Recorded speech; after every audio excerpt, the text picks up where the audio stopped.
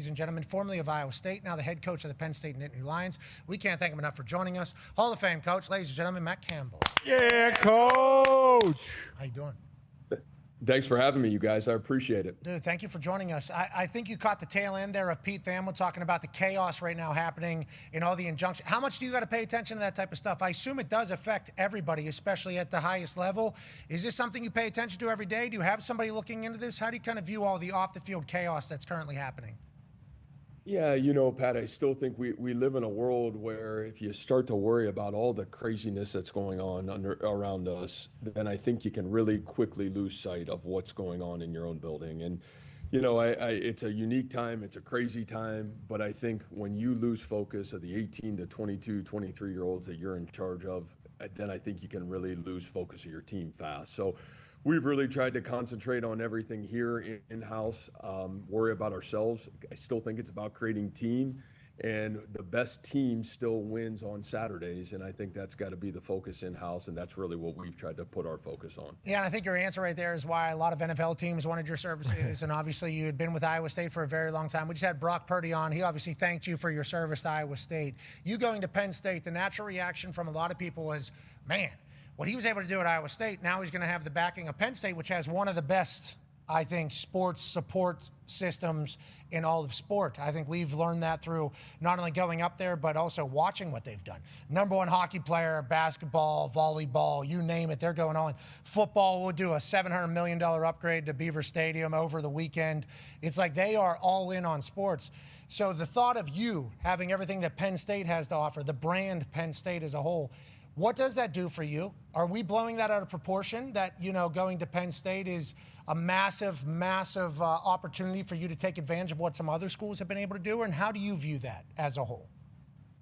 Well, I think in a couple ways, Pat. I think you, me, AJ can at least understand growing up in this, 4 to 6 hour radius of this area, what the history of Penn State football has meant to the world of college football. And I think before anything else, in terms of revenue and all the stuff that happens, you're in a place where the high school football, 6 to 8 hours around our campus, it's as good as anywhere in the country. And the opportunity to be around a program and be a part of a program that can give a young man 18 to 22 years old the opportunity to chase every goal and dream, not only on the field of football, but off the field, because of the leadership, because of the commitment, and really because of those that came before us ever that stepped on the field and made it really important to play the game of football at Penn State.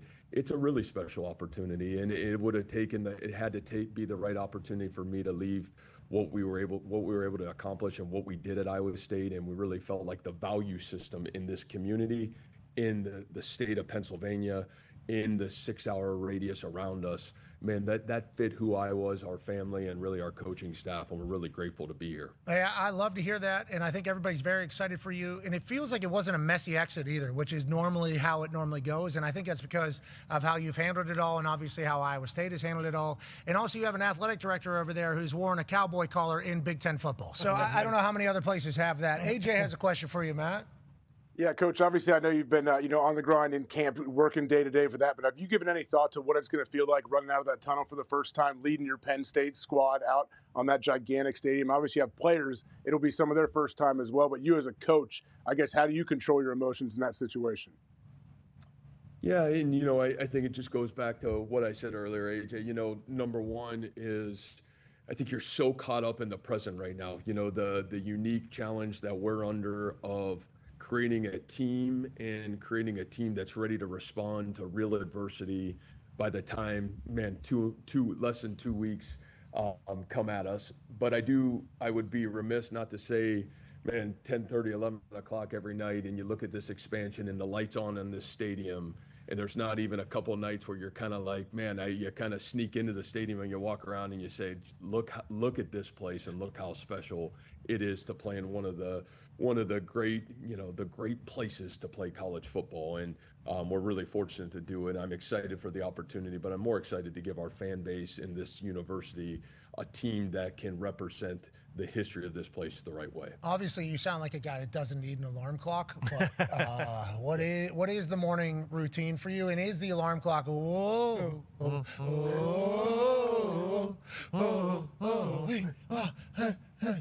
is that the... It does need to be that, Pat. I don't need an alarm clock, but I will take that, and we'll make sure that's on repeat here for a long time. See that? Here we go. Now we're getting better. You talk about being one of the best places to play all of college sport. That is very real. And that song, that DJ, the in-game DJ, I don't know if you've made any changes or are currently looking at all that. Don't. The timing in which they play music and what songs they play makes that place feel alive at all times. Even if on the field it's not going great, they're ready to jump in and actually fight people for you. Now, last question from me and for us is we appreciate your time here today on this college football showcase. You wear a whistle all the time? We got a whistle around the neck all the time everywhere we go? Not all the time, but we do have a walkthrough here in about a half hour, so I'm ready to rock and roll. I like that. What are you, soft whistle, double whistle? What is your normal? Oh no, I'm old school whistle, not one of these new ones that all these young guys got. I'm old school. Can't get a lot of spit in those ones though. Those ones, you get a little excited. They do get clogged. You don't need that. I know you're not doing that. That's why they brought you in. We don't need any in the middle of practice. People think you're going to lose every game. That is not what you do. You're a winner, man. That's why Penn State got very lucky that they hired you, and I'm sure they're appreciative just like you are. And we appreciate you, man. Have a good one. Good luck out there. All right, guys. Thanks so much for having me. Really appreciate it. Ladies and gentlemen, the head coach at Penn State, Matt Campbell. Yeah, coach. Try to knock me off my feet, still standing with more money than I came with. Damn, took a loss, but I'm still a gambling man, betting all the chips that I got left.